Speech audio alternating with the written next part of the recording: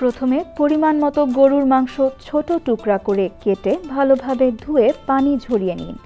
একটি পাত্রে মাংস নিয়ে তাতে 2 চা চামচ হলুদ গুঁড়া, 2 টেবিল চামচ লাল মরিচ গুঁড়া, 2 চা চামচ ধনিয়া গুঁড়া, 2 টেবিল চামচ রসুন বাটা, 2 টেবিল চামচ আদা বাটা এবং পরিমাণ মতো লবণ দিয়ে মশলা মাখিয়ে নিন।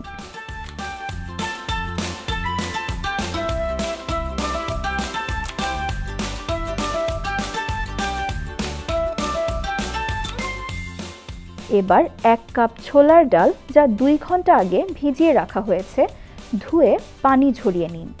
রান্নার জন্য হাঁড়িতে 1 কাপ সয়াবিন তেল গরম করে হাফ কাপ পেঁয়াজ কুচি দিয়ে নেড়ে বাদামি করে ভেজে নিন।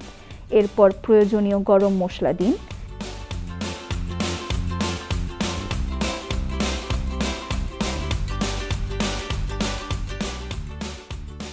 এবার আগে থেকে মাখানো মাংস দিয়ে মিডিয়াম আঁচে 2 মিনিট ভাজুন।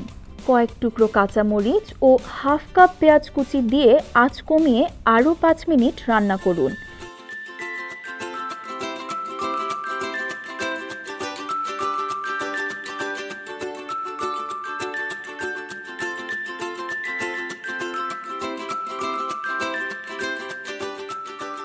এরপর 1 কাপ গরম পানি দিয়ে মিডিয়াম আঁচে 10 থেকে 15 মিনিট রান্না করুন। নেড়ে আরও কিছুক্ষণ রান্না করার পর ডাল যোগ করুন এবং স্বাদমতো লবণ দিন।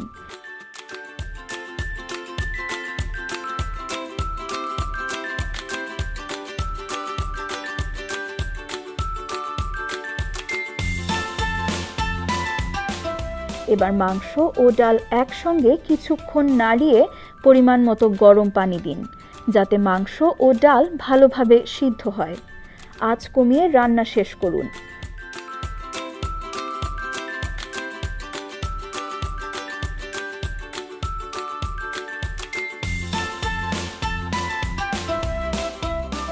শেষ পর্যায়ে 1 চা চামচ ভাজা জিরা গুঁড়া এবং 1 চা চামচ গরম মশলা গুঁড়া দিয়ে ভালোভাবে মিশিয়ে চুলা বন্ধ করুন। ঢেকে 8 থেকে 10 মিনিট রেখে দিন। তাহলেই প্রস্তুত সুস্বাদু ছোলার ডালের গরুর মাংস। গরম গরম